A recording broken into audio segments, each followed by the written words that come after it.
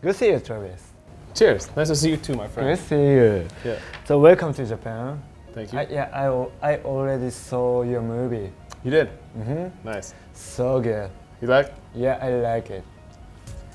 So I have a question. Some question. Okay. Can I ask? You can ask me anything you want. Well, maybe. Almost anything you want. So what made you want to take this film? So was there anything that inspired you to take this film? I think a big part of the inspiration for this film, it was really like a lead up to this. You know, I mean, I've been maybe working on snowboard projects for about the last 11 years. And every year, you know, you go into a season wanting to do a little bit better than you did the season before. And when we finished our last film project, That's It, That's All, we finished it and we were really happy with what we had, but we really knew we could do better. And so we took a year off to plan it, make sure that we had the vision set out before we started even shooting for the first day. And then 2 years ago, we started shooting and worked for 2 years. I've never worked so hard on a project before, so. What is a big difference from the previous film? So that is all. I think the last film, we went out and shot the film and then put it together in post in the editing room. And we also went to most of my favorite locations to go ride where I thought we had the best chance of getting good conditions, getting good riding. This film, we took a lot more time to plan it out ahead of time. We had a little more, time to create a vision. And also, most of the places we rode were new places. So new places that I've never been, and some of them new places that no one had ever been. Chile? Yeah, Patagonia, Chile, and then some of the places in Alaska. How far out we went, no one had ever really been that far out. So for us, it was much more risk, because we were going to places that we didn't really know, but without risk, there's no reward. I have been to Chile and Argentina last year. So yes, no, not so good. Yeah. So I saw the free riding in Chile. It seemed like a bad condition. Yeah, it was sad. It was sad. The mountains, so good, and when they have good storms, it's really high and cold, so the snow stays good long. It was so sad because we saw so much good terrain, but the snow was no good, and there's nothing you can do. I saw that. We scoured 300 miles of Andes. Wow. We flew so much and explored so much new terrain. I have so many photos, and I'm going back one day when it gets good because there's so much good riding there. So could you give us a bit of the background explanation of this title? The Art of Flight. Well, when you take the literal sense of Art of Flight, it talks a lot about basically our attempt at trying to fly. Also, a lot of the film we explored with helicopters, which made the aerial, plus all the filming is also shot from the air, so it gives a much more a thorough take on the film. But really for me, The Art of Flight, it talks a little bit more about taking that first step and basically having the will to go headlong into a film project like this. And commitment. The Art of Flight. The Art of Flight. It's a good title. I'm glad you like it. It changed many times. Wow. Yeah. Where was the most dangerous spot, dangerous place? Alaska, Chile, Canada? What was it like? I think maybe the most dangerous place we were was Patagonia. Just because we were so far away from everything. I mean, there was like really no support. Like we were so far on the southern peninsula that we were really on our own. If anything happened, there was no help. There was only one helicopter down in that area, you know, for hundreds of miles.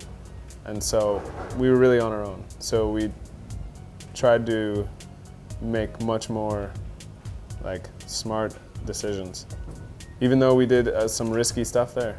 How do you decide whether to go or not? I base my decision to go or not if I feel confident and if I feel comfortable about riding certain things. For example, in the film, we go and ride the skinny chute in Patagonia, and I felt really good about riding the chute. I felt that we just needed the right weather window, and I felt that the snow conditions were, you know, pretty decent, good enough to go. And, you know, for me, it was, for me, deciding whether to go or not is one of the hardest decisions, because sometimes you have to pull back, you know, sometimes you have to put the brakes on. And that's the toughest decision, is walking the fine line of to go or not to go. だそうです。In Alaska, so how long did you have to wait? We were in Alaska for about 5 weeks. 5 weeks. We were at the lodge itself, probably for about 3.5 weeks. And we first had to wait for almost like 7 days, 8 days, for our first day. So we flew out, we got ready, we were like, yes. And then the storm came in. So we sat for like 7, 8 days, just like, God. So yeah, I have been to Alaska. So Yeah. Just wait. Yeah. But then sun comes out and it's like full throttle, you know? Sun up, sun down, just like go. And some of the best riding, you know, I'll ever do probably. Yeah. After you shoot the rifle. So how much did it cost? Did it spend? And how much? Oh, well, the rifle, I think that was like a $10,000 rifle. Is that what you asked? Or how much ammunition? I think we ended up spending about $5,000 in ammunition. The rifle was pretty expensive, but the rifle was someone else's. We didn't buy the rifle, but it was like a $10,000 rifle. So Lau was injured. He hit. Yeah, on his knee, broke his jaw. So do you think? Don't you ever get afraid? Yeah, you know, I get afraid. I think it's natural. I think if someone doesn't feel fear, then Me too. then that person probably ends up hurting themselves pretty bad, or something bad happens, because, you know, fear is there for a reason. But I think it's you know, it's knowing, like I said before, it's knowing when to listen to your fear and when to calm it and use your mental confidence to overcome it. Yeah, I tried. So switch backside double cork. You tried? Yeah, I tried, and then I hit my back. Dude, yeah, that's a tough trick. Yeah, I know that. I don't think anyone's done that trick, right? No one's done that trick? Oh, no, Scotty landed the trick. Yeah.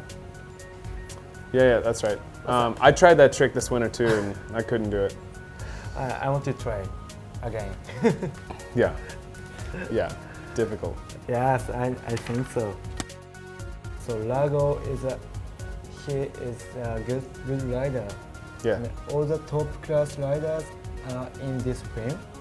So, but where was your most memorable place or happening during this film taking? You know, Alaska was totally the most amazing trip, like blow your hair back.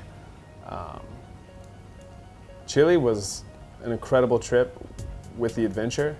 It was one of the most awesome trips I've ever been on, and we didn't really snowboard. But the rest of the trip was amazing. But I think one of the most dynamic trips, one of the most interesting trips was in Revelstoke. Nicholas Mueller, Scotty Lego was there, Aaron Niemela came out with us. Just because every day presented like so many different challenges, and we ended up riding so much unique terrain. You know, we hiked out a lot, we took snowmobiles out, we used helis, we rode on the resort, and we rode straight for 2 months, like almost every day. And just trying to, you know, capture more interesting snowboarding, and the progressive like freestyle free riding in the Revelstoke segment for me is like, I think the best snowboarding in the film. So which part of the film is your favorite scene, and could you tell me why? I don't know, man. I think my favorite shot in the scene is my method tree break. Oh yeah, I like. For me, I have a love affair with the method, and it's to do a really good method is really difficult, and that day was really challenging because we were hitting the jump and it wasn't working, and then I broke my snowboard. When I hit it, I snapped my snowboard, and I was like, you know, we worked so hard to try to get that jump ready, and luckily I brought a snowboard in the backcountry like a week before and hit it in the trees, and I was like, I have another snowboard. And so I snowmobiled like a mile away, found my snowboard, my new snowboard, brought it in, changed the board, went up and rode, and that's when I got the 2 shots for that part.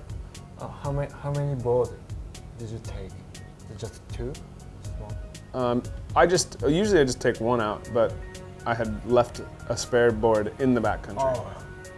Just left it out in the mountains, you know. Luckily.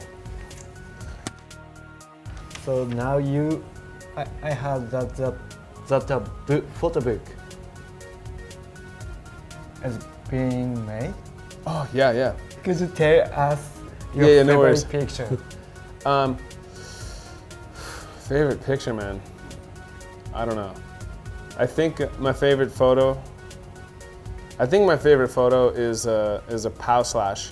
Pow slash. It is a pow slash that I did with Scott Surface.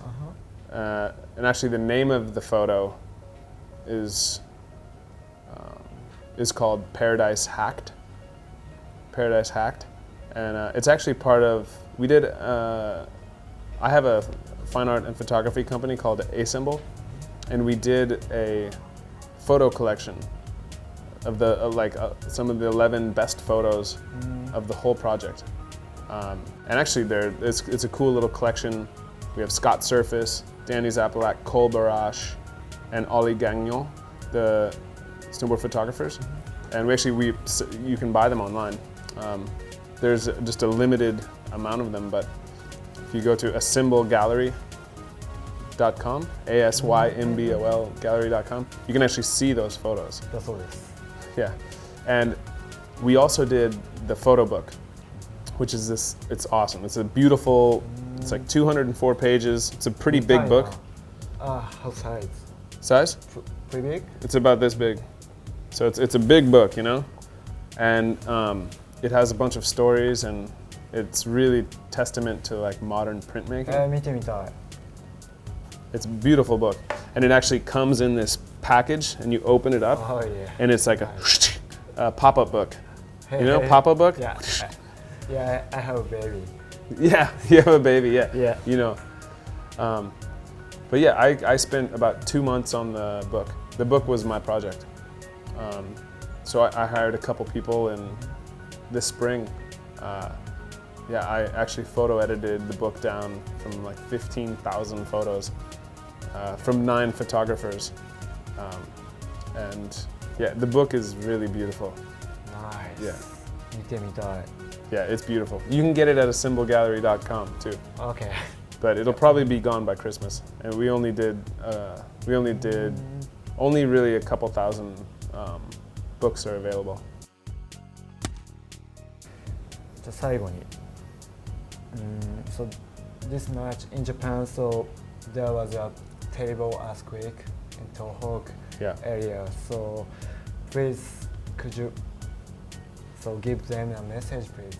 Sure. Yeah. I mean, the earthquake that happened this past winter. I had some friends that were here when it happened, and friends of mine have been, emailing me and telling me about how things have gone for the last, couple months in recovery. And yeah, all I can say is that, I wish Japan the best. I can't imagine what it must be like to go through that, but just remember that, every day is a new opportunity to create your future, create your present being, and make tomorrow better than today. That's simple. Sweet, thank you. Thank you. No worries, man. Cheers.